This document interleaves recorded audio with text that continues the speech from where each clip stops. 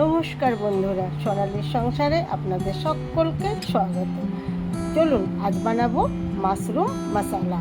Mushroom মশলা বানানোর জন্য আমি নিয়ে নিচ্ছি মাশরুম, পেঁয়াজ, ছোট্ট একটা আলু, আদা রসুন কাঁচা লঙ্কার পেস্ট,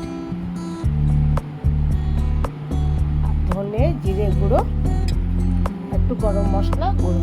প্রথমে আমি ফ্রাইং প্যানটা বসিয়ে তেল দিয়ে পেঁয়াজগুলো ভেজে নেব।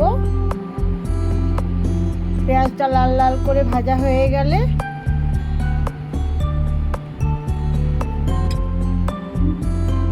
ওর মধ্যে আমি আলুটা দিয়ে আবার আলুটাও কিছুক্ষণ ভালো করে নেড়ে চেড়ে ভেজে নেব। আলুটা যখন ভাজা হয়ে যাবে রসুনটা আমি আগে ভেজে নেব।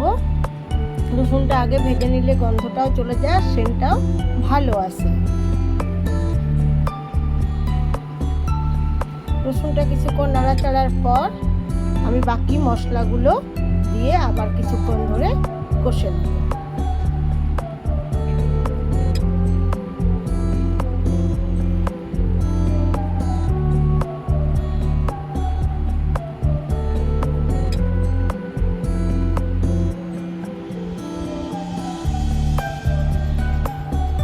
মশলাটা কষা হয়ে কিছুক্ষণ কষার পর আমি দিয়ে দেব পরিমাণ মতো হলুদ গুঁড়ো,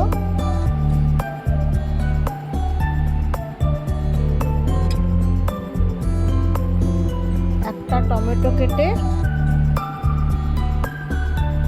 আবার কিছুক্ষণ ধরে নাড়াচাড়া করে ভেজে নিয়ে মাশরুমটা আমি দিয়ে দেবো। মাশরুমটা কিছুক্ষণ নাড়াচাড়া করে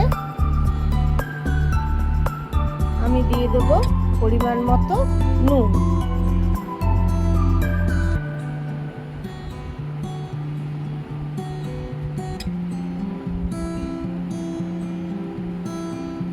নুন দেওয়ার পর আবার কিছুক্ষণ কষে নিলাম।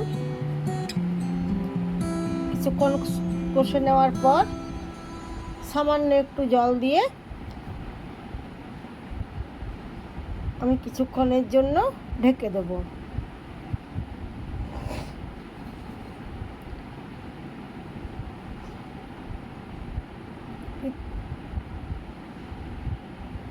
কিছুক্ষণ পর আমার মাশরুম মশলা রেডি হয়ে গেল।